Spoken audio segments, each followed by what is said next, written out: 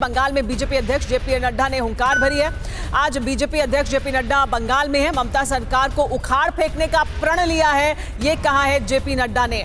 JP Nadda यहां पहुंचे। 2021 में हम 200 सीटें जीतेंगे, ये दावा भी किया गया है बीजेपी के अध्यक्ष जेपी नड्डा द्वारा। क्या उन्होंने कहा, कैसे हुंकार भरी, सुनिए।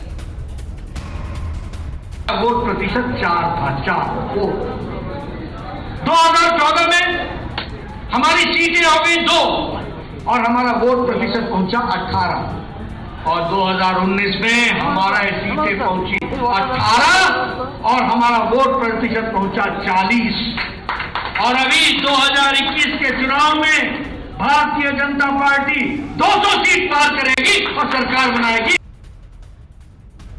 तो जेपी नड्डा बता रहे हैं कि किस तरह से कद बढ़ता रहा है बीजेपी का, प्रभाव बढ़ता रहा है बीजेपी का। विपिन चौबे हमारे साथ मौजूद है, टीवी9 भारतवर्ष संवाददाता, जो आज बंगाल में ही मौजूद हैं। वहीं उन्होंने देखा है कि किस तरह का स्वागत किया गया जेपी नड्डा का और किस तरह का वहां पर लोगों के बीच बीजेपी को लेकर अभी रिएक्शन देखने को मिल रहा है। विपिन, आपसे ही जानना चाहेंगे, जेपी नड्डा की तो बात हमने सुन ली, वो तो हुंकार भर रहे हैं, 200 सीटों का दावा कर रहे हैं, लेकिन क्या जमीन पर असर है? बीजेपी को कितना वहां पर ट्रैक्शन मिल रहा है? क्या बीजेपी को इस तरह की सहानुभूति मिल रही है? बीजेपी को एक विकल्प के तौर पर लोग देख रहे हैं?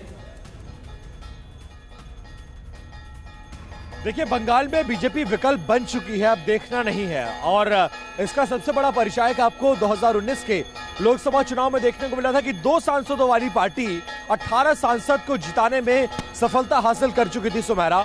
और अब बीजेपी इकलौती ऐसी पार्टी है जो सबसे पहले चुनाव की तैयारी करती है, ग्राउंड पर इतने नीचे तक जाके काम करते हैं कि जहां तक कोई सोच नहीं पाता है। इसीलिए जब जिन जिन राज्यों में बीजेपी लड़ी है, उन राज्यों में बहुत अप्रत्याशित चुनाव परिणाम आए हैं। और बंगाल वैसे भी एक ऐसा राज्य है जो इतनी जल्दी पाला नहीं बदलता है। लेकिन आप देखिए कि इन 10 सालों में ममता बनर्जी के प्रति लोगों में थोड़ी सी आसक्ति आई है और शायद यही वजह कि लोकसभा में लोगों ने ममता पर भरोसा नहीं जताया। सवाल यह है कि क्या लोकसभा चुनावों की तरह बंगाल के लोग ममता बनर्जी से किनारा करेंगे और बीजेपी को देख रहे हैं? विपिन, सवाल ये भी है कि ममता बनर्जी को चुनौती देने के लिए क्या सिर्फ, हाँ यही बड़ा सवाल है कि क्या सिर्फ बीजेपी और ममता बनर्जी आमने सामने और बाकी लेफ्ट कांग्रेस, उनका पूरी तरह से, कांग्रेस को तो खैर हम मान सकते हैं कि उतना उनका प्रभाव नहीं है, लेकिन लेफ्ट अपने आप को जीवित करने की पूरी कोशिश कर रहा है, तो उनका कहीं कोई नामो निशान नहीं है?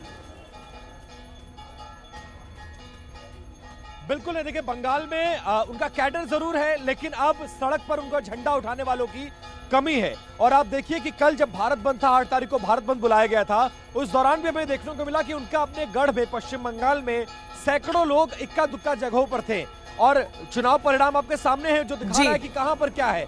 और इस बार भी हम देख रहे हैं कि पूरा चुनाव 2 पार्टियों के बीच में सेंट्रिक होकर रह गया है। ऐसे में लेफ्ट कहां है, लोगों को ढूंढना पड़ रहा है। और लेफ्ट पर भी, क्योंकि यहां पर लेफ्ट और टीएमसी में लड़ाई होती थी, वो विकल्प अब बीजेपी बन चुकी है और बीजेपी और टीएमसी में ही लड़ाई होनी। और अब जेपी नड्डा तो हुंकार भर रहे हैं, बीजेपी तो लगातार दावा कर रही है कि वो 200 सीटें जीतेंगे, वही है विकल्प। परवाह देश की, सोमवार से शुक्रवार रात 10 बजे टीवी9 भारतवर्ष पर।